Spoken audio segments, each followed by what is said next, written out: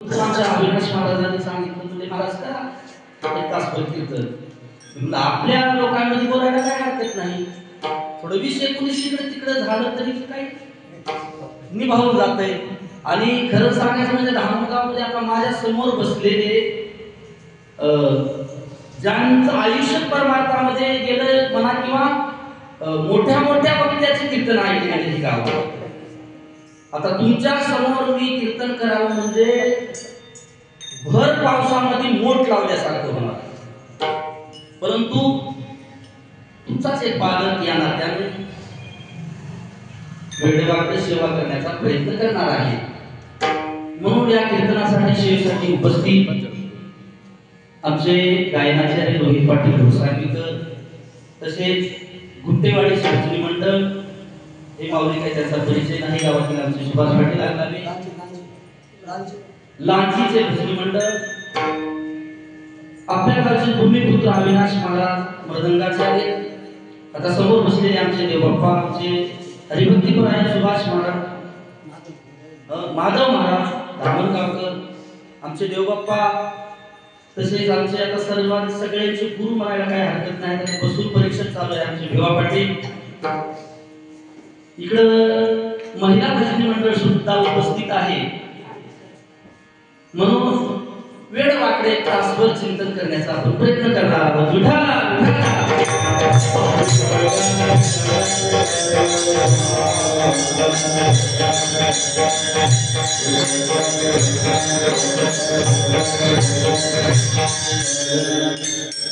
आणि या कार्तिक मासाच्या काकड्याच्या समाप्तीचे अन्नदाते म्हणजे आजच्या जवळजवळ या कार्यक्रमाचेच यजमान म्हणायला काही हरकत नाही. आमचे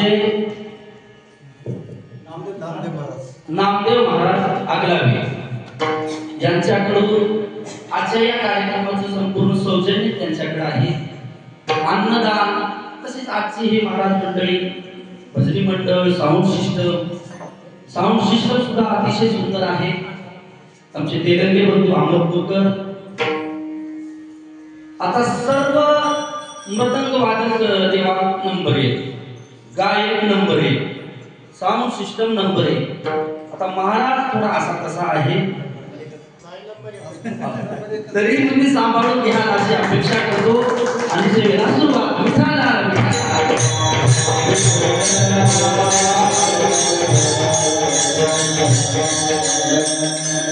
या कलियुगामध्ये 2 साधन शास्त्राने सोपे आणि सुलभ सांगितलेले आहे. त्यामध्ये पहिलं साधन भगवंताचं नाम चिंतन करावं आणि दुसरं साधन अन्नदान. देने को अन्नदान, लेने को हरिनाम, डूबने को निमता, तरने को दिनता, डूबने को अभिमान. म्हणजे उत्तम साधन कोणतं असेल तर या कलियुगामध्ये अन्नदान आणि भगवंताचं नामचिंतन करता येतं. मग यालाच अनुसरून आमचे माधव महाराज आगलावे यांनी अन्नदान सुद्धा आहे. मला वाटतं प्रतिवर्षाप्रमाणे हा नियम चालू आहे. म्हणून त्यांना सुद्धा भगवंतांनी उत्तरोत्तर अशी सद्बुद्धी देवो. त्यांच्या दोन्ही मुलाकडून आमचे माधव महाराज, संगम महाराज, कालकृष्ण महाराजाचा पण म्हणजे मी म्हणून खरं सांगायचं म्हणजे माधव महाराज मी काल याचं कीर्तनच केलं नाही. संध्याकाळचं कुठं तर कीर्तन करायचंय. अविनाश महाराजाचं कालपासून चालू काल्याचे कीर्तन ऐक, मालिकेत अभंग वाचव. आणि मग इथं वाचून काही नाही, तिथं बुद्धी देणारा तेच आहे. त्याप्रमाणे जमेल त्या पद्धतीने सेवा करू.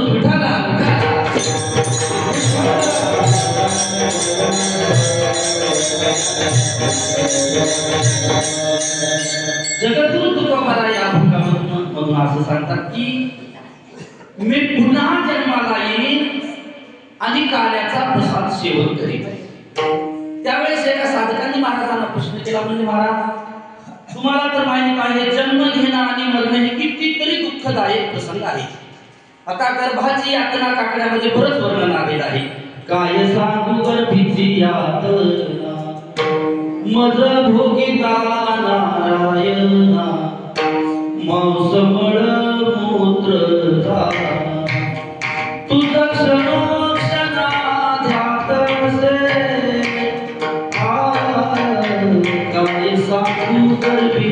घरात.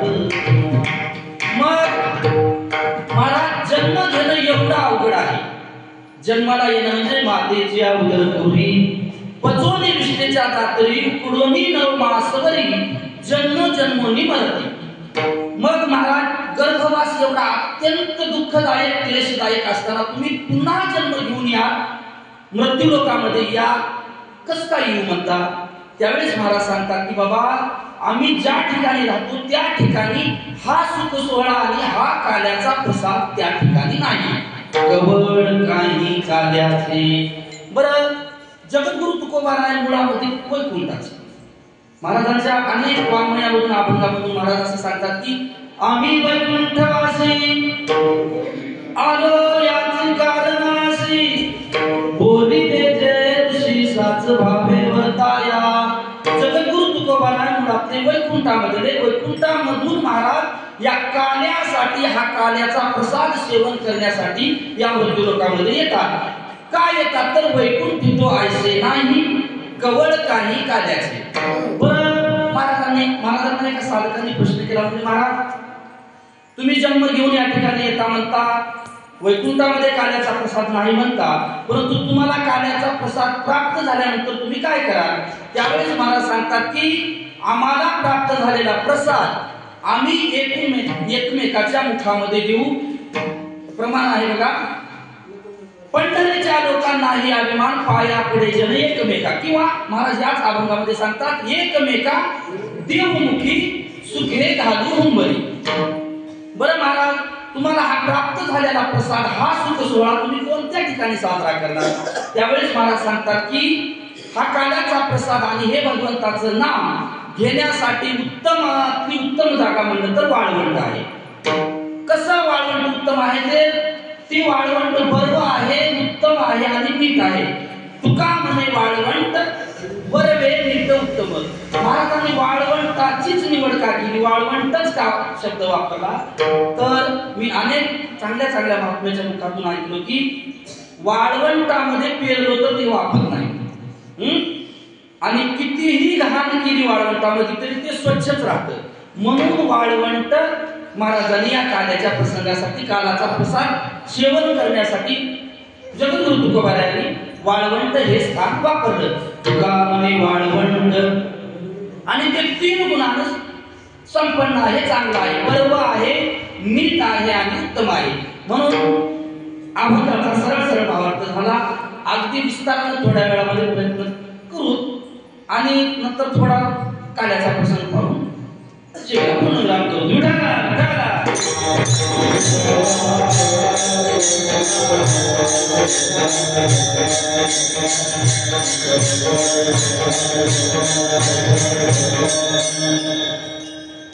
जगद्गुरु तुकोबाराय पुन्हा जन्म घेऊन या मृत्यू लोकांमध्ये येऊ म्हणतात. त्या अर्थी खरोखरच मृत्यू लोक हे भाग्याचं पुण्यवान असलं पाहिजे. आता वैकुंठामध्ये कोणत्याही गोष्टीची कमतरता काहीच नाही. वैकुंठामधलं वर्णन असं सांगितलेलं आहे की तेथ चिंतामणीची खिल्लारे कामधेनूची खिल्लारे चिंतामणीच्या सडका कामधेनू गायींचे कल्पच्या कल्प आहेत. म्हणजे एकंदरीत वैकुंठ म्हणजे ही भोगभूमी आहे. वैकुंठामध्ये गंधर्वाचं गायन आहे रंभेचं नृत्य आहे. आता आपल्या मृत्यू लोकांमध्ये गायन आता आपण ऐकलं तसंच गायन चालू आहे. स्पीकर असलं तर गायन चालू नाही तर चला भागू द्या चला चला चला ह्या मागणीचा आपण म्हणजे वैकुंठामध्ये कुठल्याच गोष्टीची काही कमतरता नाही. परंतु वैकुंठामध्ये भगवंताचं नाम नाही. आता बसलेल्या माणसाला काही शंका येईल वैकुंठामध्ये काहीच नाही भोग आहे. परंतु आता वैकुंठ हे देवाचे स्थान आहे. देवाचं मुख्य ठिकाण मुख्य ऑफिसच वैकुंठ आहे. परंतु देव वैकुंठ स्थान जरी असलं तरी सध्या देव वैकुंठामध्ये नाही. देव कुठं आहे. मी दयापाशी मांडवा हरपला की बसावा जे नाम घोष भरवा करती माझा किंवा रथ भले कीर्तना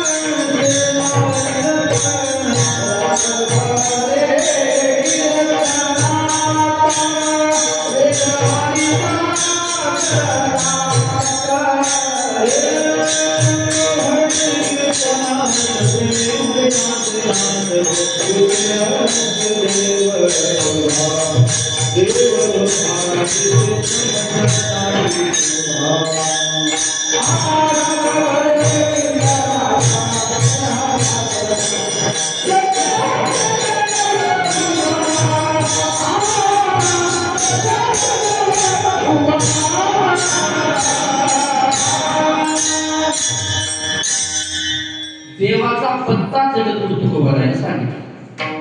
रंग भरे कीर्तनात प्रेमे हरिदास नाचत, तेथे असे देव उभा जैसी समचरणाची शोभा. म्हणजे देवाचं स्थान वैकुंठ जरी असलं तरी सध्या देवाचा हा मुकाम संतांच्या घरी आहे. या सुखा कारणे देव वेळावला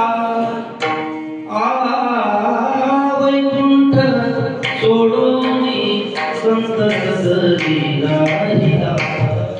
म्हणजे जगद्गुरु तुकोबाराला सांगायचं एकच आहे की आम्ही वैकुंठामध्ये राहत जरी असलो किंवा आम्ही मूळचे वैकुंठाचे जरी असलो तरी सध्या देव वैकुंठामध्ये नसल्यामुळे आम्ही पुन्हा जन्म मृत्यू लोकामध्ये घेऊन काल्याचा प्रसाद सेवन करू असं महाराज अभंगाच्या पहिल्या उपदोनिया पुढती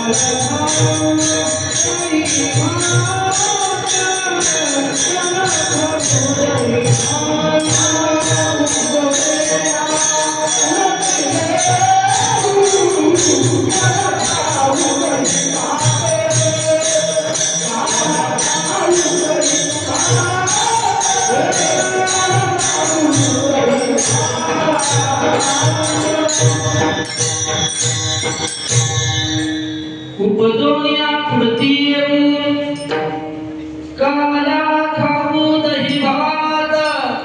आम्ही पुन्हा गर्भवासाचं दुःख सहन करून या मृत्यू लोकांमध्ये जन्म घेऊन काल्याचा प्रसाद आम्ही सेवन करू. का सेवन करू तर महाराज सांगतात की त्या वैकुंठामध्ये काल्याचा प्रसाद नाही. वैकुंठामध्ये भोग आहे परंतु भगवंताचं नाम चिंतन आधी काल्याचा प्रसाद नाही.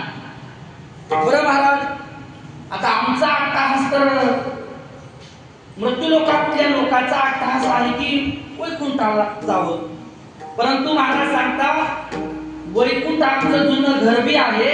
महाराजांनी ते एका ठिकाणी असं सांगितलं की वैकुंठ कोपट जुनाट झोपडे नको आडाआडी करू देवा. म्हणजे ती आणखी एका ठिकाणी सांगतात वैकुंठासी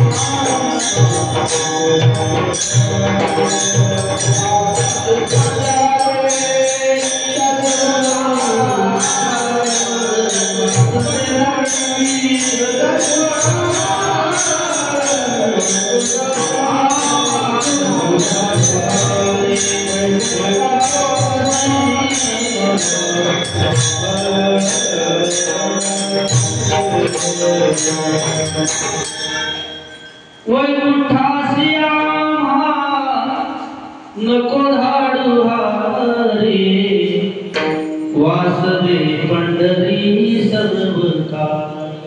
जगद्गुरु तुकोबाराय स्वतः देवाला म्हणतात की हे देवा आम्हाला वैकुंठाला पाठवू नको, आम्हाला फक्त पंढरीचा वास चंद्रभागे स्नान अनेक दर्शन विठोबाचे.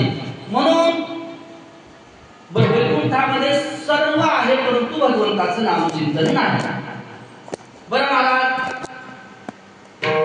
एका ठिकाणी आणखी म्हणतात की वैकुंठा जाऊनी काय बा करावे उगीच बैसावे मौन रूप. वैकुंठामध्ये जाऊन आपल्या आपल्या कर्मानुसार वैकुंठामध्ये भोग प्राप्त होतात. तुम्हाला मला प्रत्येकाला तुमच्या माझ्या कर्मानुसार वैकुंठामध्ये मला त्या कर्मानुसार आपल्याला भोग प्राप्त होतात. मग ते भोग भोगण्याची आम्हाला आवश्यकता नाही असं जगद्गुरु तुकोबाराय सांगतात. आणि वैकुंठामध्ये काल्याचा प्रसाद नसल्यामुळे मला वैकुंठी तो आयसे नाही कवळ काही काल्याचे. बरं महाराज तुम्हाला प्राप्त झालेला प्रसाद तुम्ही एकटेच खाणार की आणखी इतरांना कुणाला देणार. त्यावेळेस मला सांगतात की आम्ही आम्हाला प्राप्त झालेला प्रसाद एकमेकाच्या मुखामध्ये देऊ. बरं महाराज काय झालं बघा जरा केलं नाही साहेब, त्याची काय आवश्यकता नाही. विठाला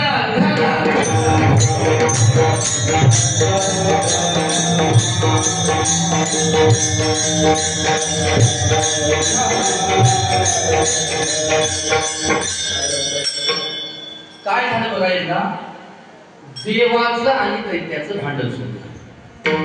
मग आम्ही श्रेष्ठ तुम्ही श्रेष्ठ. आता हे भांडणं आताच होते असं नाही, पूर्वीपासूनच भांडणं चालू आहे. मग परीक्षा घ्यायचं ठरलं देव श्रेष्ठ किंवा दानव श्रेष्ठ. मग काहीतरी कार्यक्रमाचं आयोजन करून म्हणजे कार्यक्रमाचं आयोजन काय करावं, जेवायला महाप्रसाद करून म्हणले आणि त्याच्यामध्ये देवाने परीक्षा घ्यायचं ठरवलं. मग त्या परीक्षेच्या काही नियम अटी सांगितल्या की म्हणजे आता तुम्हाला जेवायला आम्हाला बसवायचे वाढायचे. त्याच्या अगोदर प्रत्येक देवाच्या आणि राक्षसाच्या इथून पट्ट्या इथपर्यंत बांधल्या अशा प्लास्टिक सर्जरी केल्यासारखं केलं म्हणा. प्रत्येकाला बांधलं, जेवायला बसवलं. जेवायला आणि वेळ दिला, 10 मिनिटाचा अवधी दिला की तुम्ही जेवण करा. मग सगळं त्या पत्रावळीवर वाढल्यानंतर जेवताच येणार राक्षस लोक काय म्हणले अगोदर म्हणजे देवलोकाचा नंबर का तेच राक्षस म्हणले तेच खाऊन टाकल्या संपून गेल्या आम्हाला काय राहील आमचा नंबर चला तुमचा नंबर. अगोदर दैत्य बसले, दैत्य बसल्यानंतर कुणाचंही जेवण झालं नाही. आता हात इथून मागत गेल्यास कसं होईल? जेवण का तोंडामध्ये ते अन्न जाणार नाही. मग सांगितलं म्हणले तुमचा 10 मिनिटं वेळ संपला. मग हे दैत्य म्हणले आता आम्हाला जेवायला हे ना कसे जेवते प्रवृत्ती म्हणते का देव लोक काही थोडं पक्षपात करायला का काय? त्यावेळेस या देव लोकांनी काय केलं, जवळूनच एक पंगत बसली. इकडून तोंड 63 आकडा. आता तुम्ही माहिती का नाही समोर असं आणि याने घास घ्यायचा. तुम्ही देवबाबांना जर मला म्हणले मारा जिलबी येऊ द्या म्हणजे की मी जिलबी द्यायची तुम्हाला. मला काय वाटलं दुसरं चपाती येऊ द्या, तुम्ही मला चालायचं मी तुम्हाला चालायचं. त्याच्यामध्ये हे जे जेवण 10 मिनिटाचा वेळ दिला तर 8 मिनिटामध्ये जेवण होऊन गेले. सांगायचं तात्पर्य एकच की संत महात्मे किंवा तुम्ही आम्ही, आता तुम्ही आम्ही सगळे जरा जो स्वतः खातो त्याचं काही सार्थक नाही. जो स्वतः काही आपल्या घरचं जरी असलं तरी जो स्वतः खातो त्याचा काही किंमत नाही. परंतु जे इतराला देऊन काही तुमच्या जवळ असलेली चटणी भाकर सुद्धा असली तरी तुम्ही एखाद्या भिकाऱ्याला एखाद्या भिक्षुकाला दिली तर त्या अन्नाचं सार्थक. मग जगद्गुरु तुकोबारायांनी सांगितले आम्हाला प्राप्त झालेला हा खाना आम्ही एकमेकाच्या मुखामध्ये घेऊ असं महाराज बोलायचे.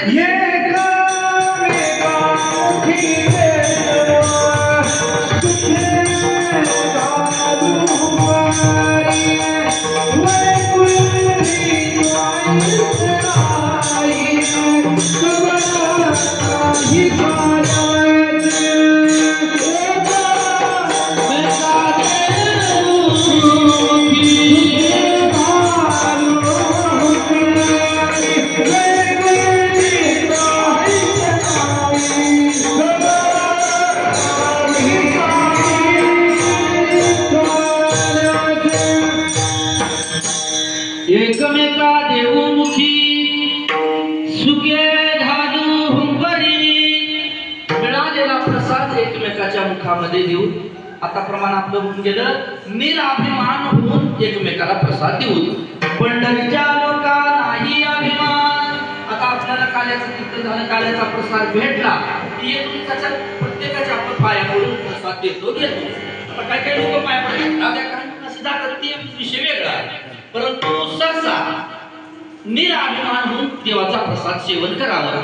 पण हा काला हा प्रसाद महाराज तुम्ही कोणत्या ठिकाणी घेता किंवा त्या की कोणतं स्थळ निवडले त्यावेळेस महाराज सांगतात की तुका म्हणे वाळवंट.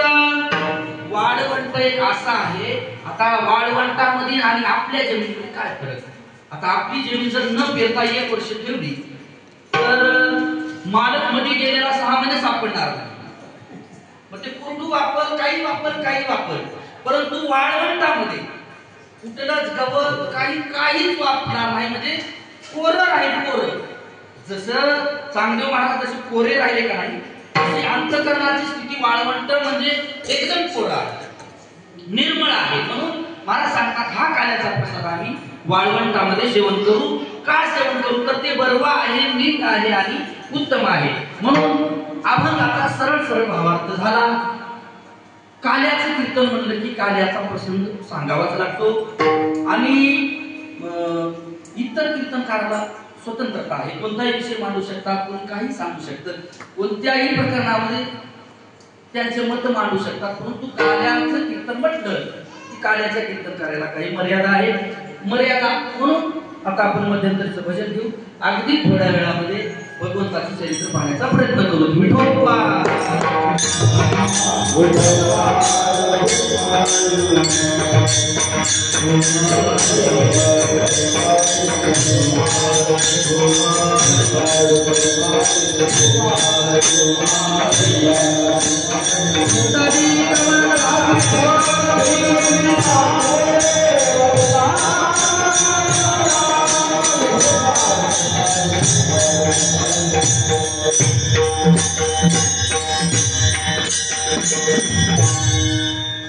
काल्याचं कीर्तन म्हणलं की भगवंताच्या लीला आल्या. परंतु श्रीकृष्ण परमात्म्याच्या लीला श्रीकृष्ण जन्मल्यापासून ते कुरुक्षेत्रापर्यंत सांगायच्या. कुठल्या लीला सांगायच्या तर वेदसे चरित्र केले नारायणे रांगता गोधने राखिता हे. रांगता गायी राखलेलं चरित्र कीर्तनामध्ये सांगावं. नाहीतर आता कृष्णाचं चरित्र म्हटलं तर आता ते आपल्या वाणीला शक्य नाही. कुरुक्षेत्राचं जर युद्धाचं वर्णन प्रसंग सांगायला तर महाराज कोणता सांगू लागला तर आधीच कामाचे दिवस लोक कापूस याचं सोडून निघाले. हे काय बदला झाली म्हणते. म्हणून भगवंताचं चरित्र, परंतु चरित्र उच्चारावंच लागतं. कृष्ण परमात्म्या चरित्राचा आचारही करायचा नाही, फक्त उच्चार करायचा. चरित्र ते उच्चार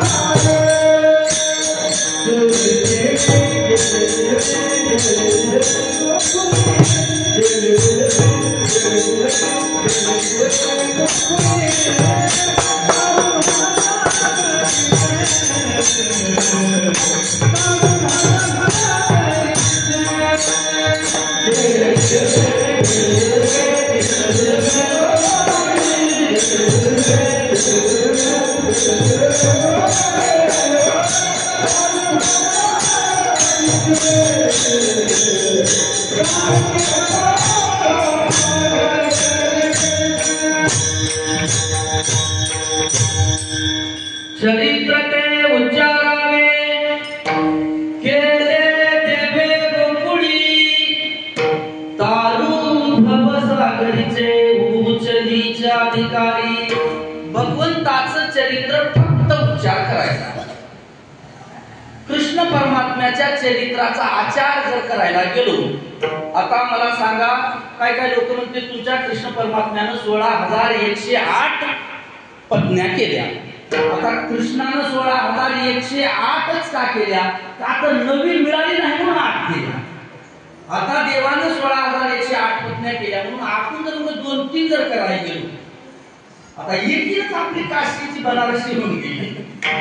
मग आपण कोण?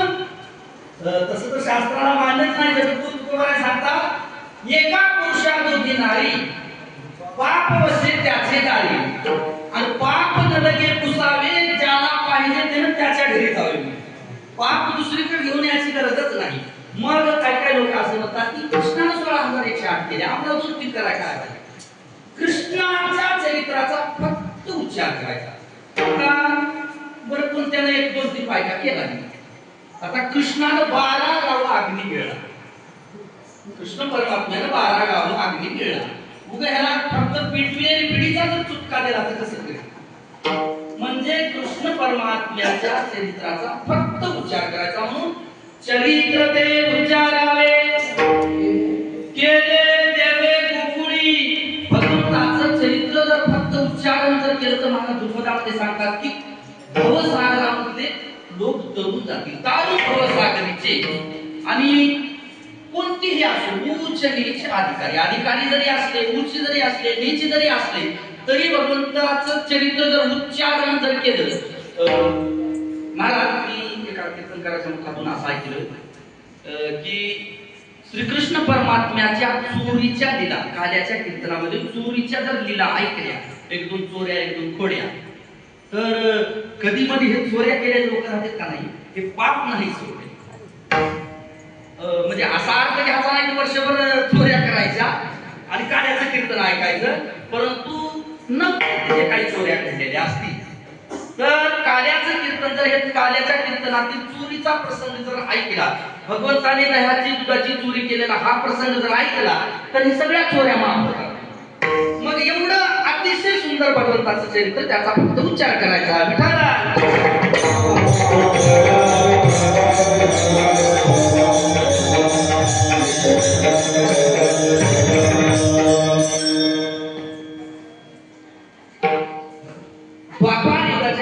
शेवटी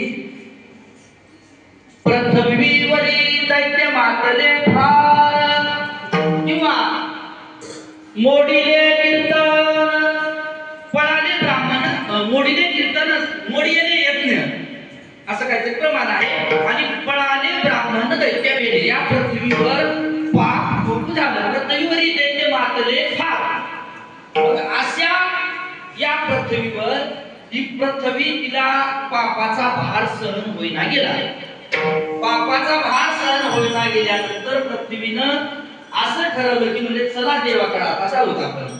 वत्सर्पी पृथ्वी ब्रह्मयापाशी जाय, नेत्री वाहे तोय सांगत असे. ही पृथ्वी ब्रह्मदेवापाशी गेली आणि तिची व्यथा ब्रह्मदेवाजवळ मांडली. ब्रह्मदेवाने विचारलं काय झालं तर आता या पृथ्वीवर सध्या पाप खूप झालेला आहे. भजन कीर्तन काही राहिलं नाही. देवधर्म साधी पडले सकळ, विषयी गोंधळ गाजत असे. देवधर्म पूजा अर्चा हे कुठलंच काही राहिलं नाही. स्वैराचार झाला या पृथ्वीवर झाला असं पृथ्वीनं ब्रह्मदेवापाशी गाराने सांगितलं. त्यावेळेस ब्रह्मदेवाने सांगितले म्हणजे आपण विष्णूकडे जाऊ, यातून देव काहीतरी पर्याय काढेल. मग ब्रह्मदेवानी ही पृथ्वी स्वतः भगवंताजवळ गेले. भगवंताने गालाने पृथ्वीचे ऐकून घेतले. ऐकून घेतल्यानंतर अवताराचं प्रयोजन झालं. पृथ्वीला आश्वासन दिले की म्हणजे काही घाबरू नकोस, मी अवतार घेणार आहे. या अवताराचे मला काहीतरी प्रयोजन म्हणजे त्याचं नियोजन करायचं आहे. तुम्ही काही घाबरू नका.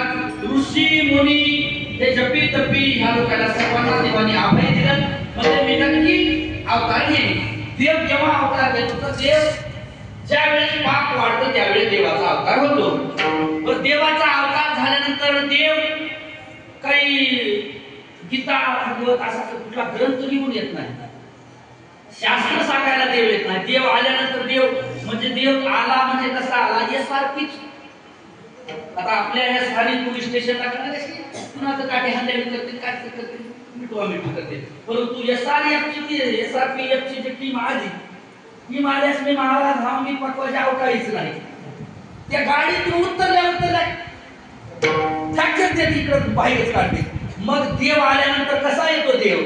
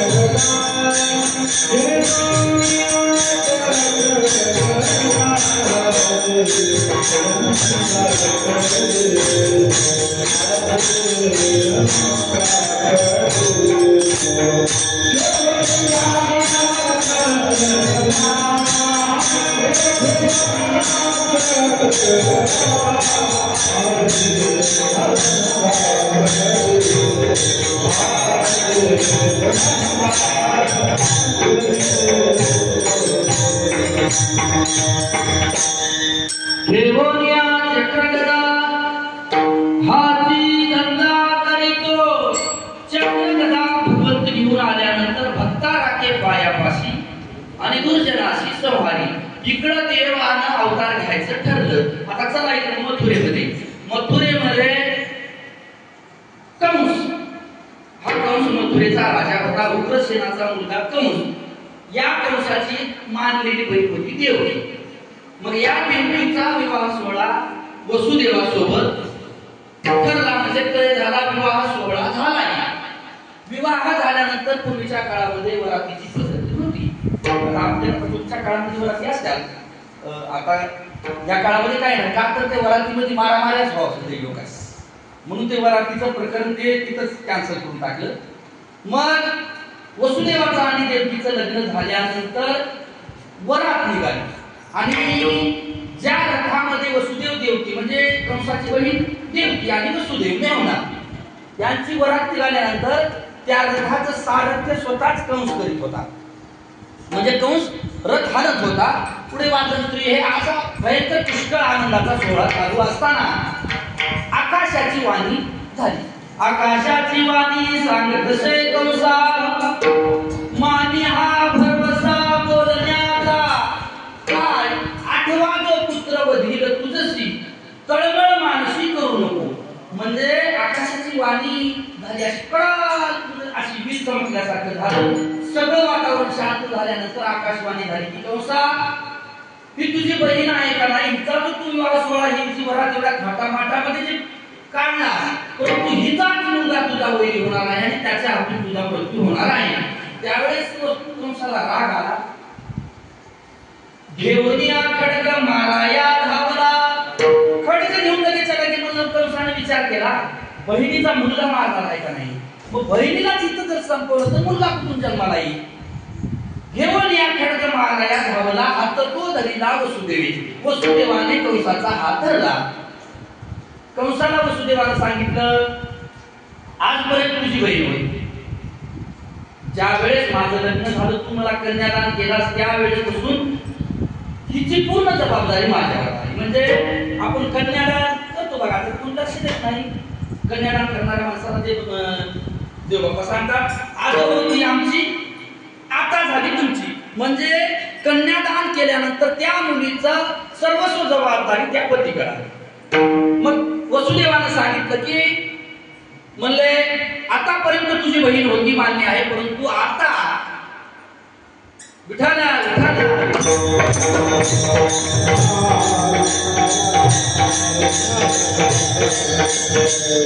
आता हिच्या जीवनाची संपूर्ण जबाबदारी माझ्याकडे आहे. मग म्हणले असं कर, तू हिचा घात करून तुला काही फायदा होणार नाही. तू असं कर, आम्हा दोघांनाही बंदी शाळेमध्ये टाक. बंदी शाळेमध्ये टाक आणि जे काही संतती जन्माला येईल ती संतती आम्ही तुझ्यापर्यंत आणून देऊ. त्याला तुला काय करायचे ते कर. मग ह्याच्यावर कंस थोडा राजी झाला. राजी झाल्यानंतर ह्या वसुदेवाला आणि देवकीला बंदी शाळेमध्ये टाकले. बंदी शाळेमध्ये टाकल्यानंतर पहिला मुलगा जन्माला आला.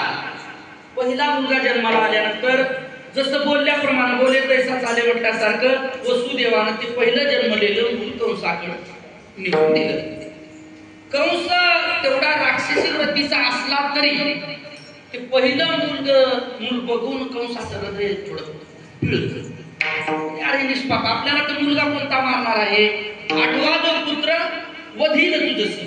म्हणजे देवकीचा आठवा मुलगा आपल्याला मारणार आहे का नाही, तर पहिला आहे. म्हणजे जाऊ द्या, परत करू लागते. परत पाठवत असताना आता तिकडे नारद मुनी तयारच होते. नारायण नारायण नारायण म्हणत नारदानं विचार केला, म्हणजे याचं पुण्य काहीतरी कारणाने कमी करावं लागतं.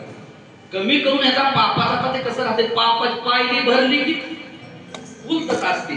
काय काय माणसं म्हणते की बघा, तुझी पायरी भरत आली, मग ती पायरी भरतच असते. पुण्य सारावया भेटे देव ऋषी, वधी बाळकाशी सोडू नको.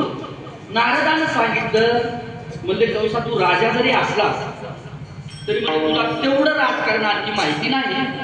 तू काय कर म्हणले, 8 खडे असे एका लाईन मध्ये मांडले. मांडल्यानंतर पहिल्या खड्यापासून मोज म्हणजे 8 पर्यंत 1 2 3 4 5 6 7 8 लागला. मग त्या 8 कडून इकडं मोजते, म्हणजे तिकडून 8 कडून उलट मोजत आलं. तिकडून 1 2 3 4 इकडं 8 झालं. नारदानं सांगितलं, म्हणजे कंसा असं करू नको, शेवटकडून 8 तुला 8वा मारणार. म्हणजे पहिलंही 8वच होते.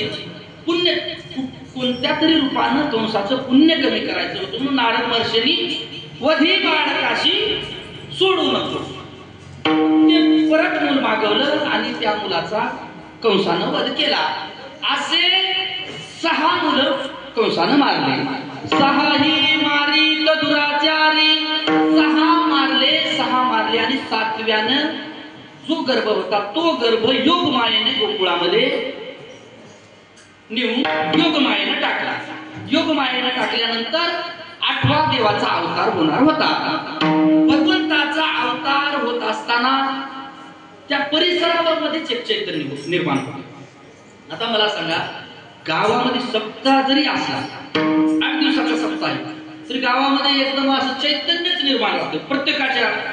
आता काही खायला पंक्ती राहतात म्हणून आनंदी राहते, काही आपल्यासाठी आता चला दररोज कीर्तनकाराचे कीर्तन आपल्याला ऐकायला भेटतील, चांगल्या गायक मंडळीचं गायन ऐकायला भेटेल, मृदंग ऐकायला भेटेल, म्हणून त्या एकंदरीत त्या भागामध्ये चैतन्य निर्माण होतं. मग आता इतर तर या मथुरेमध्ये बंदी शाळेमध्ये स्वतः देवाचा अवतार होता. मग त्या परिसराला काय बघायचं काम नाही. देवकीचे तेज न माये अंतरी, म्हणजे कौशल्या मातेची अशीच अवस्था झाली होती बघा. ज्यावेळेस रामप्रभू कौशल्या मातेच्या उदरात होते त्यावेळेस कौशल्या मातेनं म्हणावं आणि रे धनुष्य मारीन रावणा लंका विभीषणा तीन. मग हे देवकी ज्यावेळेस 8व्याने गरोदर होती त्यावेळेस कंसानं लांबून जाऊन बघायचं. कंस लांबून जाऊन बघितल्यानंतर देवकीचे तेज नमाये अंतरी, देवकीचं तेजामुळेच कंसाला देवकीचं रूपच बदलत व्हायचं नाही. एवढं तेज आता स्वतः भगवंत त्या मातेच्या उदरामध्ये आल्यामुळे पण देव कुणाच्याही पोटाला उग येत नाही. जन्मोजन्मी आम्ही बहु पुण्य केले तेव्हा या विठ्ठले कृपा केली. आता कीर्तनात सप्त्यामध्ये मृदंग वाजून आले, कोणी साधी म्हणून आले की बसलेल्या माणसाला वाटतं आमचं पोरग तेव्हा शिक म्हणलं तर शिकलं नाही. महाराज ते उगच शिकत नाही हो, बहुत सुकृताची जोडी बघा. शुद्ध बीजापोटी फळे रसाळ दोन. कुठला एक कलाकार मृदंग वादक गायक म्हणा कीर्तनकार हे जन्माला येण्यासाठी आपल्या आई वडिलांना पुण्य करावं लागतं.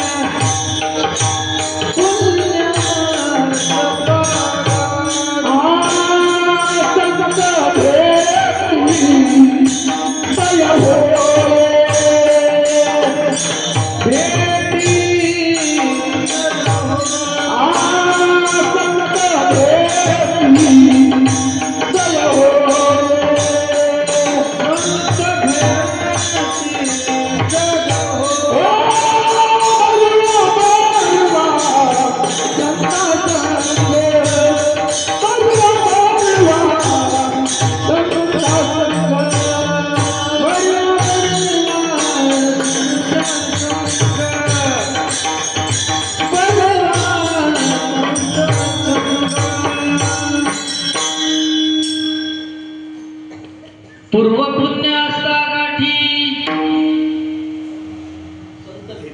संत भेटी तय. म्हणजे सांगायचा उद्देश एवढाच की स्वतः भगवंत उदराला येण्यासाठी कित्येक हजार वर्षाचं पुण्य जमा केलं म्हणून स्वतः देव उदराला आले. मग जसा जसा देवकीचा प्रसूती काळ जसा जसा जवळ येईल तसं तसं देवकीचं तेज वाढायला लागलं. श्रावण शुद्ध अष्टमीच्या दिवशी देवाचा अवतार बंदी शाळेमध्ये झाला. देवाचा अवतार झाल्यानंतर देव सुरुवातीलाच 8 वर्षाची मूर्ती प्रगट झाली असं शास्त्रामध्ये वर्णन आलेलं आहे. 8 वर्षाची मूर्ती प्रगट झाल्यानंतर देवकीला थोडं दुःख वाटलं. म्हणजे देवा आम्ही 1000 वर्ष पुण्य केलं तप केलं आणि तू आमच्या पोटाला यावा अशी आम्ही साधना केली, परंतु आता मला कोण म्हणेल की हा देवकीचा मुलगा आहे असं कोण म्हणेल. देवानं सांगितलं मी लहानच होणार आहे परंतु थोडं काही नियोजन सांगायचे म्हणजे तुम्हाला. आता इथून पुढला कार्यक्रम कोणता आहे. आता जसं कीर्तन झाल्यानंतर जेवणाचा कार्यक्रम आहे का नाही तसं म्हणजे थोडं नियोजन सांगायचंय. त्यामुळं नियोजन सांगण्यासाठी मी 8 वर्षाचं रूप घेतलेलं आहे. देवानं सांगितलं पहिली गोष्ट आता मला इथं ठेवू नका. कुठं ठेवा. नंदाच्या घराला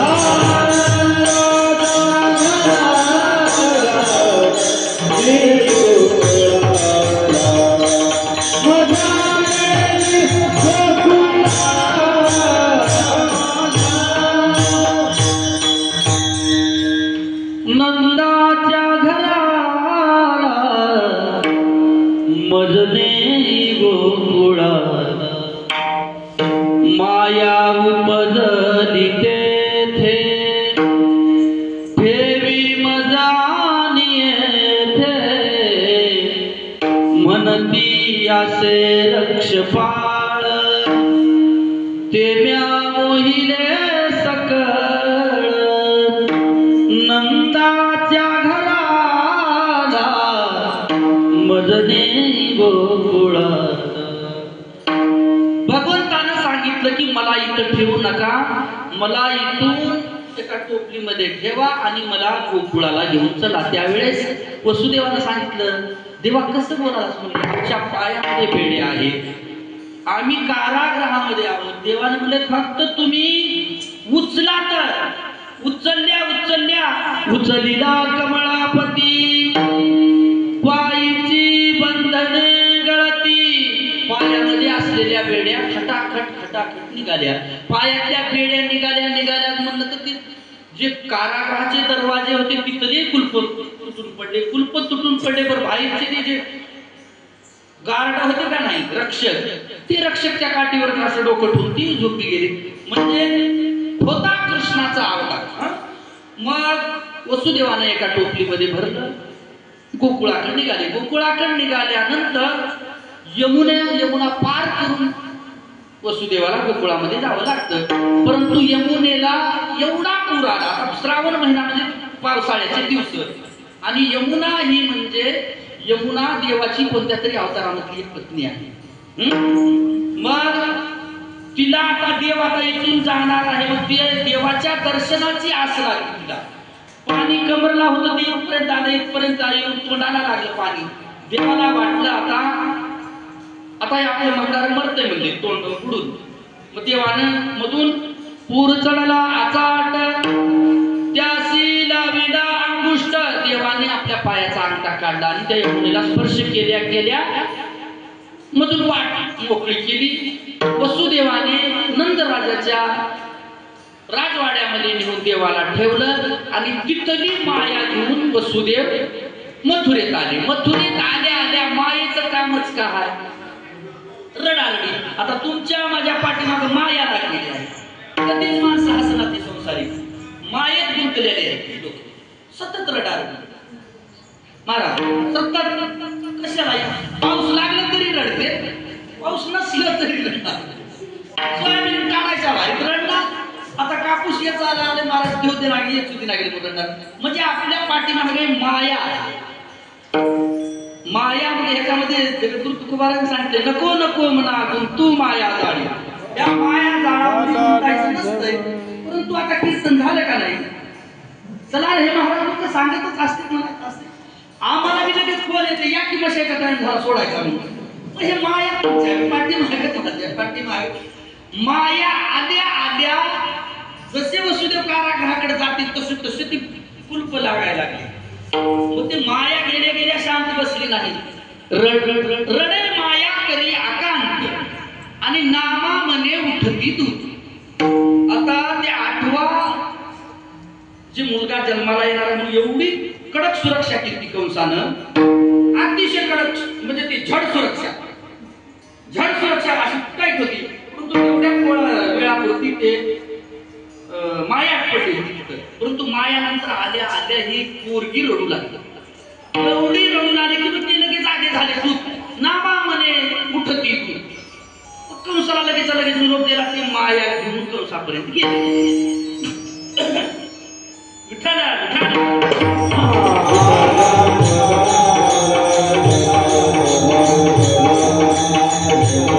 कंसापर्यंत मायेला नेल्यानंतर आता ती माया आहे ती कुणाला सापडली नाही आतापर्यंत.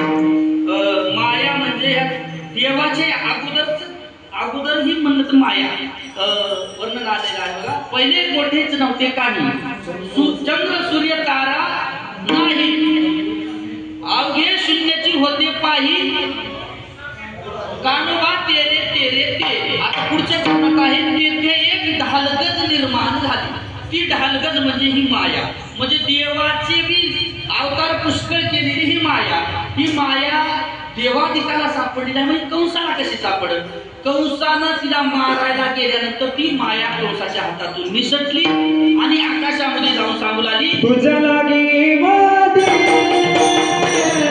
उपदला मजाधी, उपदला मजाधी, उपदला मजाधी,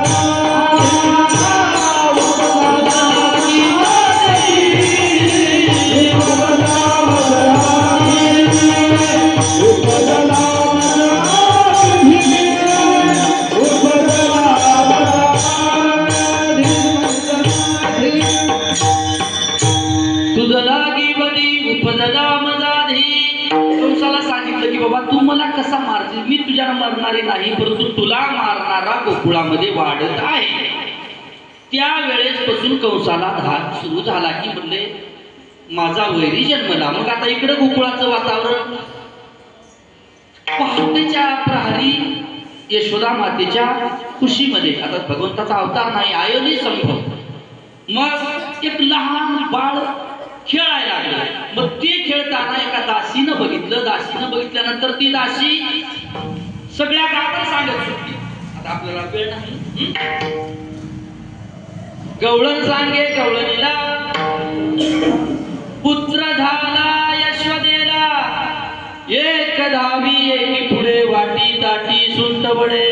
एका गवळणीनं दुसरीला सांगितलं, दुसरीनं तिसरीला, तिसरीनं चौथीला, असं सगळ्या गावभर झालं. महाराजांनी जगद्गुरु तुकोबारायांनी वर्णन केलेलं आहे की त्या गोकुळामध्ये एवढं सुख मिळालं. आता होता कृष्णाचा अवतार आनंद करीती घरोघर. देवाचा अवतार झाल्यानंतर त्या गोकुळातल्या सुखाला पारावार राहिला नाही असं महाराज सांगतात. गोकुळीच्या सुखा अंत पार नाही लेका. या आनंदाला कारण काय तर बाळकृष्ण नंदा घरी आनंदल्या नरनारी. मग देवाचा जन्म झाला गोकुळामध्ये. गोकुळामध्ये जन्म झाल्यानंतर देव एक एक दिवसांदिवस देव वाढायला लागला. इकडं कंसाला काळजी पडली, म्हणले आता काही खरं नाही, आता आपला वैरी तर वाढायला लागलेला आहे. मग कंस चिंतातुर असताना त्यानं एक फरमानच काढलं राजधानीमध्ये की म्हणजे माझ्या वैरीला जो कुणी मारून येईल त्याला असं बक्षीस देऊ. आता ते पूर्वीपासूनच काही बक्षीस ठेवल्याशिवाय काम होत नव्हते. मग कंसाची बहीणच पुतना नावाची, तिने म्हणली काय एवढं दादा म्हणले काळजी करायला, म्हणजे बाऱ्यामध्ये आमच्या भरपूर ताकद आहे. गेल्या वेळेस सरकार बदललं म्हणले ह्या आमच्या लाडक्या बहिणीने. मग ती तुझं तर काय म्हणले 1-2-4 दिवसाचं लेकरू आहे, त्याचा तर कार्यक्रम लगे. मग त्या पुतनेनं सुंदर रूप धरलं. सुंदर रूप म्हणजे असं रूप धरलं की, आणि ते तेवढं सुंदर रूप धरून मग तिलाही नेमकं माहिती नव्हतं की नेमका कुणाच्या घरी आहे. मग तिनं एक काम केलं, सुंदर रूप धरली आणि तिच्या स्तनामध्ये विष भरलं आणि तिनं एका कडकुणात आपल्या धामणगावमध्ये यायचे. तिला पलीकडून सुरुवात केली. तिसरं ती लेकरू स्तनाला लावायचं, लेकर मरून जायची. दिन दुर्बळाची मारित बाळके, करिता ती शोके मायबा. ते मायबाप शोक करायचे, हिनं धरायचं लेकरू स्तनाला लावायचं, टाकून द्यायचं. अशी हिनं लेकर मारीत निघाल्यानंतर नंदाच्या घरी पोहोचली. नंदाच्या घरी तिला असं नाट्य सांगितलं, आपल्याला वेळही नाही, तुझी बहीण, मावस बहीण, चुलत बहीण असं काही सांगून ते लेकरू म्हणले ते मजा कर.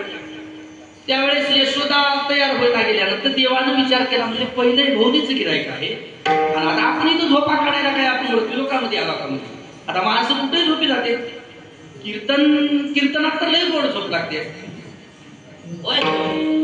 महाराज एका गावात काय म्हणलं मला का, म्हणला महाराज तुमचं कीर्तन सुरू झाल्या डोळा लागला. मग कीर्तन संपन्न घरला गेलो की मला टकळी फुटल्याने झालं. रात्रभर झोप नाही म्हणलं. आता 12ला जे झोप उडाली ते झोपच नाही, झोपच मला लागली. मला काकड्याचे लोक काकडा सुरू केले. मग मला देवाने म्हणले इथं झोपा काढायचा आपला अवतार आहे का? आणि पहिलं भवनीचं गिराईक. आता भवनीच्या गिरायकाला तर कसलाही दुकानदार झाला अर्ध्या किमतीला माहिती बाबा तुझ्या पाया पडतो घेऊन जा भवनीच्या पायी नाट लावला. देवानं रडले, देव रडल्या. या पुतण्यानं सांगितलं म्हणजे काय लपडायचे सुद्धा म्हणले देव तू तर जागी आहे, तू झोपलं म्हणाले.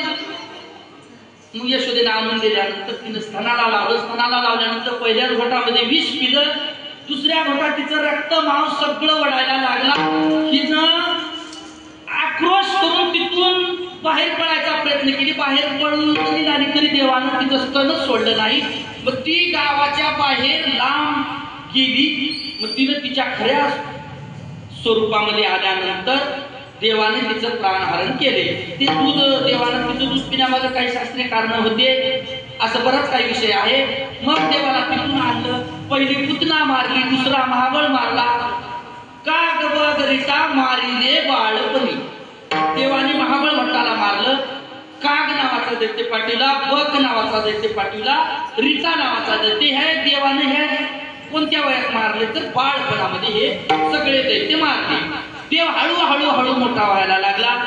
आणि देवानं पृथ्वीला आश्वासन दिलं होतं की पृथ्वी म्हणले तू काहीच काळजी करू नको, मी अवतार घेणार आहे. म्हणून देवानं पहिली थाप पृथ्वीला दिली की कोणत्या लिलेतून तर देवानं तळवे तळहात टेकीत डाव्या गुडघ्याने रांगत रंगनी रंगनाथ तोम्या देखील असे.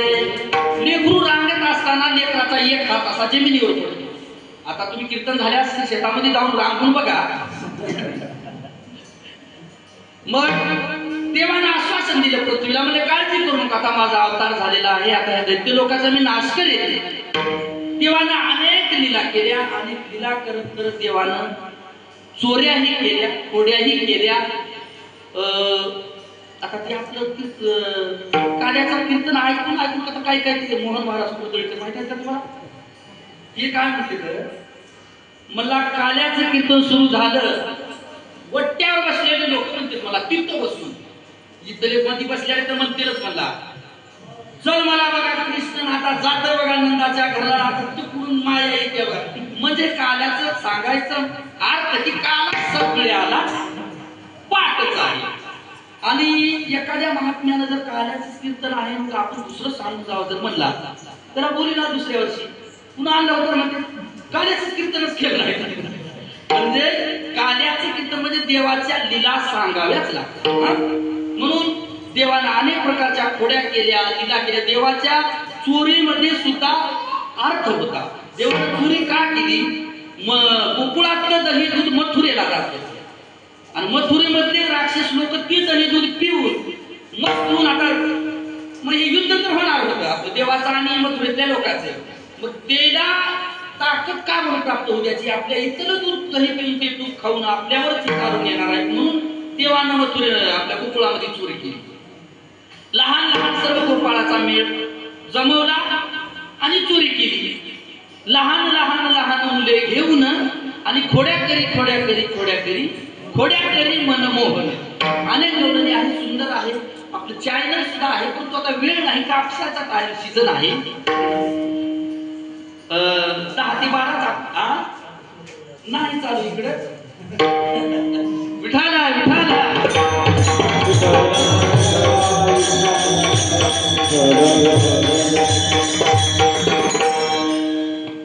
एका गवळणीने एका दिवशी काय केली बघा, तिच्या दारामध्ये सुंदर रांगोळ काढली. सुंदर अतिशय सुंदर रांगोळ काढली. आणि मग कृष्ण तिथं त्या ठिकाणी गेला. कृष्ण गेल्यानंतर मला तुला काही तेवढी डिझाईन भारी आलं नाही म्हणला. मी गुगलवर बघितलं मला एक डिझाईन काढू का म्हणला, ह्याच्यामध्ये ह्याच्याच रांगोळीवर काढणार म्हणजे व्यवस्थित. हा दुरुस्ती करतो. त्या गवळ्याने सांगितलं म्हणजे काढ कृष्णा काढ म्हणून तिनं बाजूला गेल्या. आता हे काय माझ्या पदरचं नाही, देवानं त्याच्यावर लग्न केली. अष्टदळ काढिले अंगणी वरी मुते चक्रपाणी अशा अनेक लीला केल्या. प्रत्येकाच्या घरी देवानं चोरी करावं, देवानं चोरी करावं म्हणून त्या गवळणीचा काय तास होता. कोणत्या तरी रूपानं देव माझ्या घरला यावा असं त्या लोकांचं होतं. मग हे गवळण थोडी बचत गटाची अध्यक्ष होती. बचत गटामधून मी पुढे तिला ते पत्रिका प्राप्त झाली. ते तालुक्यावरला बॉस तिनं उगाच घराणं करता म्हणली येरी एवढं लेकरू म्हणली ते त्याच काय दहशत निर्माण झाली म्हणले. त्यानं मजा घालवा यावं म्हणले, त्याला बांधून टाकी म्हणले. माझं नाव उभं नाही म्हणजे असं साधारण तालुक्यावर मी नाव आणले बचत गटामधून. देवानं म्हणले अरे बघा म्हणले गिरायक चांगलं आहे म्हणले. क्या म्हणले हिचं घर नंबर काय, हिचं काय आधार कार्डाचा नंबर काय, झेरॉक्स घ्यायचं. तिनं म्हणली होती देवानं माझ्या इथे या बांधून टाकते. देवानं म्हणले काय हरकत नाही. म्हणजे नवरा बायको रात्र देवानं म्हणले नक्की येऊ म्हणले तुझ्या इथे. तिला वाटलं आता देव कसा तरी येते. तिनं दिवसभर चहा साखरपती सगळं तुझ्या तयार. एक तासाला चहा प्यायचे नाही. मग ते त्या गवळणीचा मालक आता पूर्वीच्या काळामध्ये दाड्या होत्या म्हणून दाड्या राखीत होते. आता ते दाढी इकडे काही राहील नाही. मग त्या तिच्या नवऱ्याला दाढी होती आणि हिला वेणी होती. मग ते काय केले दोघांना म्हणजे थोडं आपण जागरण करू. तू एक तासभर झोपलीस का, मग तू नंतर झोप मी उठतो. असं ठरलं. ह्याच्यात त्याला कधी डोळा लागला काही पत्ताच लागला. मग ते गवळी अगोदर झोपलं होतं आणि गवळण त्याच्या जवळ अशी पलंगावर बसली होती. बसल्यानंतर हिची वेणी त्याच्या दाढीची पेट झाली तिथल्या तिथं. देव आला. देवानं दही दूध हे सगळं खाल्लं. म्हणजे मला बांधतो म्हणली होतीस का म्हणून देवानं तिच्या दाढीची वेणीची गाठ बांधून देव निघून गेला. देव निघून गेल्यानंतर हा सगळा कार्यक्रम झाला. कार्यक्रम झाल्यानंतर महिला जाग आली. म्हणजे आपण देव येणार होता ते चोरायला येणार होतं म्हणून हिनं उठून अशी उठतायला गेल्या त्या गवळ्याच्या दाढीला हिसका बसला. गवळी म्हणाला मस्त होऊन या मातली धांगडी करीती ओढाओढी मज लागी. त्या गवळ्यानं सांगितलं म्हणला आता आपल्या दोघांनाही 60 वर्षाचे पैसे आले. आता हे वेळ आहे का म्हणजे वय आहे का आपलं आता हे दाढी धरून ओढायला. तिने म्हणली तुम्हाला आपल्याला 60 वर्षाचे पैसे हे भेटायचे भेटून आणखी एसटी सुद्धा फुकट झाले. तुम्हाला अक्कल आहे का म्हणली कधी निवडायला. नंतर बघितली सगळ्यांना दोघांनी बघितले. म्हणले असा कार्यक्रम झालाय. म्हणले आता काय करावं त्याच्यातून काहीतरी मार्ग काढा म्हणल्यानंतर म्हणजे चिमणी सुद्धा देवाने शांत करून घेतली पूर्वीच्या काळात. मग तसं चापळत एका त्या अगोदर पुन्हा राहायचा ते देवळ्यामध्ये काढायची डब्बी पाहिजे तिथपर्यंत जावं म्हणले. तिथपर्यंत गेल्यानंतर तिथून त्या डब्बी जवळ देवाने विंचून सुटला. ते विंचानं दणका दिला. मग नंतर ते कसं तरी ते कंदील तेनं पेटवल्यानंतर महाराजांनी असं वर्णन केले आहे की जाळीता जळेना तोडीता तुटेना काही केलं तर ती गाठ सुटायला तयार नाही. त्यावेळेस त्या गवळ्याला सांगितलं तू म्हणले कृष्णाला काय म्हणली होतीस का. म्हणले होती माझ्या घरला ये तुला बांधतो. म्हणले आता काय नाही म्हणजे काम त्याच आहे म्हटल्यानंतर मग इकडे देव तर तयारच होती देवाची पूर्ण टीम. आता 8 वाजले 9 वाजले घराचा दरवाजाही काढणार कोणी. मग त्याच्यातलंच एक गोपाळ असं दुसऱ्याच्या घरावरून जाऊन मधली आगळ काढलं. ते बाहेर ते गोपाळ मध्ये बोलवल्यानंतर आता मग हे सोंगच बघायला भेटलं. सोंग बघायला भेटल्यानंतर त्या गवळ्यानं सांगितलं म्हणले तू देवाचा अपराध केलीस. देवाला असं बोलल्यामुळे तुला देवानं गाठ बांधली आहे. आता याच्यातून प्रायश्चित्त म्हणलं तर आपल्याला देवाकडे जावं लागेल. देवच ही आपली वेलीची दाढीची गाठ सोडी. मग आता हे गोपाळ रस्त्याला आता झालं सुरू. आता भजन कीर्तन चालू झाले लोक जास्त म्हणा महाराज उगा एका दोघांनी घोड्या घातल्यानंतर पत्र वाजावं काट्या वाजून करावं कापूस येतून लोक इथे येते मला येणं जरी व्हायला नाही तर दुसऱ्याला फोन महाराज गावात कुणाची किरकिर लागली होती का म्हणजे एवढा नाद असतो. आता ते ही दाढीची वेलीची गाठ मारलेली आता सोंगच निघालं. आणि असं वर्णन आलेलं आहे की गवळी होता म्हण थोडा खुज्जा आणि गवळण उंच. गवळण सुद्धा आहे गवळण गरगल गिरक्या मारी गवळी दाढी वरी वरी करी. मग ते गवळण असं सहज चुरणारी की येता असं या गवळ्यानं चलावं ते असं सोंग निघालं. सोंग निघाल्यानंतर त्या गवळणीला पश्चाताप झाला. तिने देवानं समोरूनच बघितलं. कृपा कटाक्षेने हाळले कृपेने त्या दाढीची वेणीची गाठ सोडली. संध्याच्या सुटल्या गाठी झालो पोटी शीतळ म्हणून हा सोडली या गाठी दर्शन कृष्ण भेटी. देवाने कृपा दृष्टी पाहून ते गवळणीची आणि त्या गवळ्याची दाढीची वेणीची गाठ सोडली. अशा अनेक लीला कृष्ण परमात्म्याने गोकुळामध्ये केल्या. मग शेवटी असंख्य काळाने यशोदा मातेच्या कानावर जाऊ लागल्यामुळे यशोदेने सांगितलं देवा म्हणजे तू आता गावात काही राहायच्या लायकीचा नाही. प्रत्येक गवळण आलेली गवळण गावाला घेऊन याची यशोदेकडे. यशोदे कृष्णाला सांगावे गोकुळी राहावे जावे. पहिली आली आवता याने गबाई काय केली माझ. म्हणजे प्रत्येक गवळणीने याचा आणि घरानं सांगायचं. त्यावेळेस सगळ्या घराण्याला कंटाळून यशोदेने सांगितलं देवा उद्या जाई राणा सवे घेऊनी गोधना. तू गावात राहायचा काही लायकीचा नाही.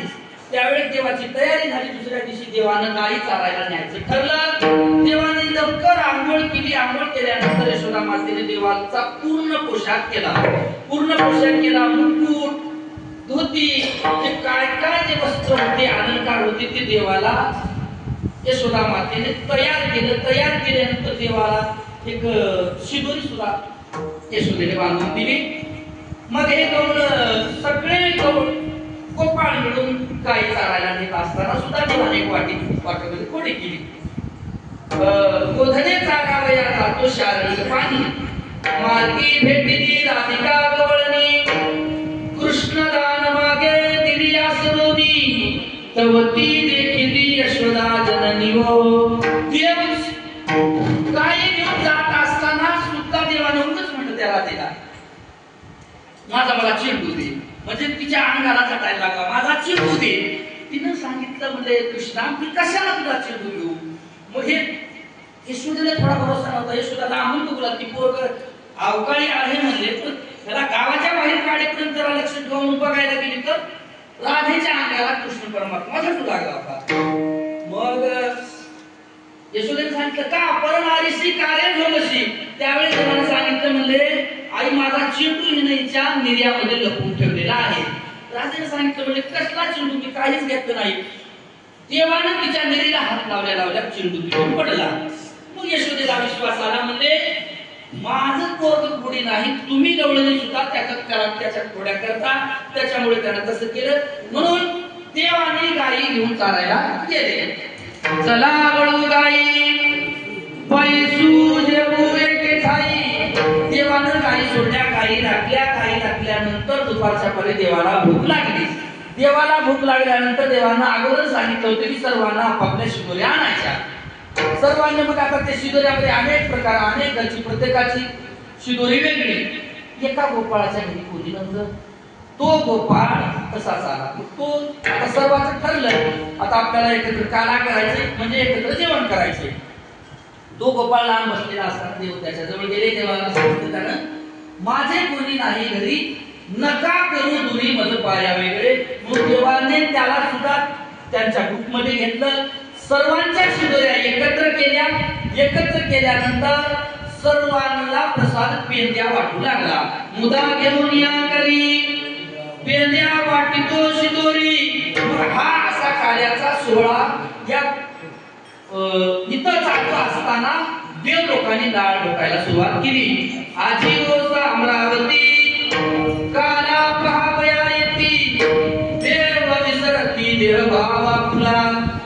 देवाला अभिमान आला आणि देवानं काय विचार केला म्हणजे लहान लहान गोपाळ या गोपाळामध्ये जाऊन त्यांच्यामध्ये जाऊन आपण काला घेण्यापेक्षा आता हे गोपाळ काला खातील.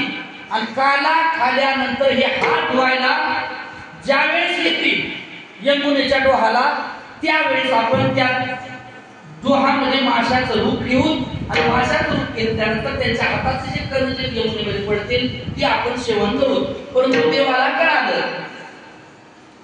म्हणले देवाने सांगितले की म्हणले काला खा परंतु हात धुवायला यमुनेकडे कोणी जाऊ नका. देवाला कळालं हे देव आलेले आहेत काला खाण्यासाठी, परंतु त्यांचा अभिमान त्यांना आड आल्यामुळे ते देव मासे झालेले आहेत. काल्याचे असे देव जळी झाले मासे आणि कुसोनिया हाते तिरी सांगाते झाले. देवानं सांगितलं की यमुनेला हात धुवायला कुणी जाऊ नका, कस काय जाऊ नका. ते लहान गोपाळाला देवानं सांगितलं, म्हणजे त्या यमुनेच्या डोहामध्ये आसरा आहे, म्हणजे आसरा होतं लागले. अगोदर माणसं म्हणत होते बघा, आता कमी झाले ते आसरा, त्याचा अवतार संपला की काय.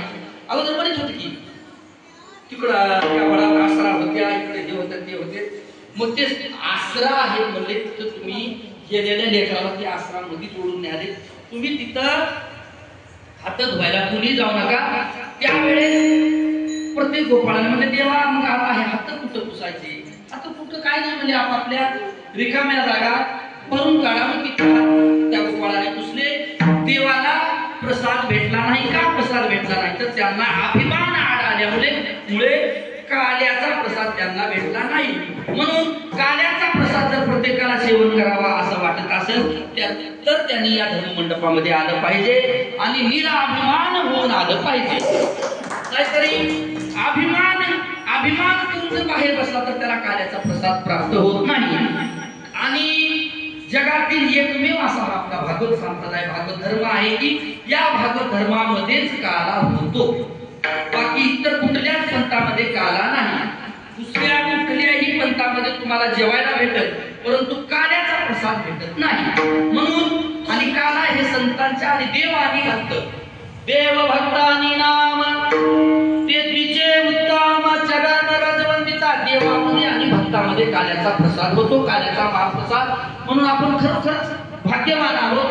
गेल्या 1 महिन्यापासून कार्तिक स्नान आपण मोठ्या अट्टाहासानं भक्तिभावानं 1 महिनाभर कार्तिक मास केलेला आहे. आणि खरं सांगू का, काकडा करण्यासाठी सुद्धा पुण्य लागते. काकडा करणारे खरंच पुण्यवान म्हणावं लागेल. खरं तर काकडा म्हणजे देवाला जाग करणार प्रकरण म्हणजे काकडा आहे. आता आमच्यासारखे काही लोक राहत नाहीत काकड्याला, रात्री 12-2 वाजता घरला जाते, घरला गेले ते काकडा केव्हा होऊन जाते कुणाला काही पत्ता लागत नाही. परंतु काकड्याचं एवढं सुंदर, काकडा जर चालू झाला कधी प्रसंगाला ऐकण्यात जर आला तर माणसाला समाधी लागेल. उठा उठा साधू संत, आणि काकड्याचा स्वर बी हो कमी एकदम एकला स्वर, उठा सकळ जन. आता ते चाली सुद्धा, आता त्या काकड्याच्या चाली बदल करता येत नाहीत, आणि ते काकड्याच्या चाली बदल केलं तर त्याची गोडी राहत नाही.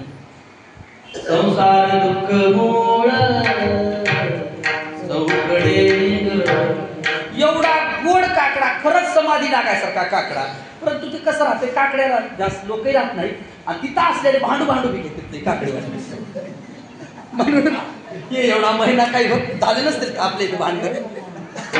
असो विनोदाचा भाग सोडा, श्रद्धेला महत्व आहे. म्हणून श्रद्धेला महत्व आहे. अगदी आता तुम्ही सर्व गावकरी मंडळीनं मोठ्या भक्तिभावानं हा काकडा उत्सव केला, आणि त्या काकडा उत्सवाची समाप्ती नाही बरं, सांगता प्रत्येक कार्यात आपण 4 महिन्याचा जरी सप्ताह केला तरी जरा कार्याच्याच प्रसंगाने त्याची सांगता होत असते. म्हणून 1 महिन्याच्या या कार्तिक मासाच्या निमित्ताने हे चालू झालेले कार्तिक स्नान, या कार्तिक स्नानाची सांगता आज कार्याच्या कीर्तनाने संपन्न झाली. कीर्तन झाल्यानंतर महाप्रसादाचं आयोजन आहे. म्हणून वेळातला वेळ काढून तुम्ही सर्व श्रोते मंडळ या ठिकाणी उपस्थित झाला, आणि मला कीर्तनासाठी पाचारण केलं असे आमचे नामदेव महाराज आगलावे, त्यांचे दोन्ही मुलं आमचे माधव महाराज, संगम महाराज, अतिशय परमार्थामध्ये अग्रेसर, परमार्थामध्ये झटणारी, इथं सतत कोणताही कार्यक्रम जरी झाला तरी इथं तन मन धनाने सेवा करणारे असे. म्हणून त्यांना सुद्धा भगवंतांना अशीच उत्तरोत्तर बुद्धी देवो. तेव्हा कसं आहे बघा, संकल्प केला का नाही, संकल्प आपण करायचा असतो ते देव पूर्णत्वाला नाही. सत्य संकल्पाचा दाता नारायण, परंतु ते संकल्प सत्य करावा लागतो। उग जर दुसऱ्याचं कधी 2 एकर निघालं ते मी माझ्या मनात आहे घ्यायचा असा संकल्प जर केला ते संकल्प पूर्ण होत आहे। परंतु काय काय संकल्प काय लोकांचे असे असतात, देवा मी बरं जर झालो तर देवा मला सप्त्यामध्ये एकदम मोठं जेवण द्यावं वाटावे, म्हणजे इच्छा आहे असं काय लोक संकल्प करते। खरोखर देव त्याचा संकल्प पूर्णत्वाला नेते असं म्हणायचं नाही। काहीच नसलं तरी त्याला देव तशी बुद्धी देणार, कुणीकडून तरी त्याला आर्थिक मदत करून देव ते अन्नदान त्याच्याकडून करून घेणार, म्हणून भगवंताने त्यांना बुद्धी देव। आमचे सुंदर भजनी मंडळ अविनाश पाळा जोडीचा, आमच्या गुट्टेवाडीचे भजनी मंडळ, लाजीचे भजनी मंडळ, आमचे साऊंड सिस्टम तेलंगे सर, आता त्यांचे YouTube सुद्धा आहे म्हण, कोणतं नाव काय? कीर्तन वार्ता। आता हे आपल्याला कधी तर काय भेटतात, आम्हाला ते जरा फायदा कसा काय बोलावं ते कळतंय त्याच्यात। म्हणून वेळ वाटत तुमच्या समोर वेळ वाटते। पहिले खरं तर मी अगोदर सांगितलं की पहिलंच कीर्तन काढायचं आपलं, आणि तर जे संत महात्म्याचं ऐकलं, चांगल्या वक्त्याच्या सद्गुरू हरिभक्ती परायण गुरु नामदेव महाराज आटेकर यांच्या सहवासामध्ये राहून त्यांचंच ऐकलेलं तुमच्या समोर मांडण्याचा एक प्रयत्न केलेला आहे। फोडिले भांडार धन्याचा हा माल, येथे मी हा माल भारवाये, त्यांचं ऐकलेलं तुमच्या समोर वेडवाकडं मांडण्याचा प्रयत्न केलेला आहे। तुम्ही जास्त असलं तर तुम्ही ते ऍडजस्ट करून घ्या। ऍडजस्ट कसं करून घ्या, गाड्या ते जोड्या लावायचं प्रकरण असते बघा, इकडून एक प्रकरण तिकडून एक ते असं हे असते, मग जोड्या लावायचं कसं असते, तर पहिल्या प्रश्नाचं उत्तर त्या खाल्ल्या तिकडं ती बाण टाकायचं असते, तसं आमचं सांगण्यामध्ये मागेला पुढी झाला असलं तिथं जोड्या लावून घ्या, बरोबर इकडं तिकडं करून घ्या। म्हणून सर्व सुज्ञ श्रोते मंडळ, भजनी मंडळ, मृदंग वादक, आमचे महिला मंडळ, महिला भजनी मंडळ यांच्या चरणावरती नतमस्तक होऊन वाणीला पूर्णविराम। ज्ञानेश्वर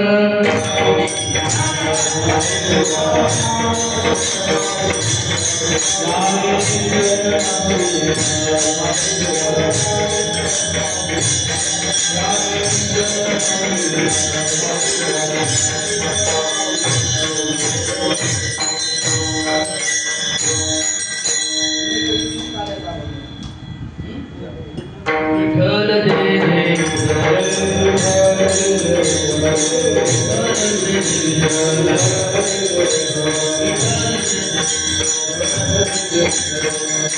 कंठी हरिका कृष्ण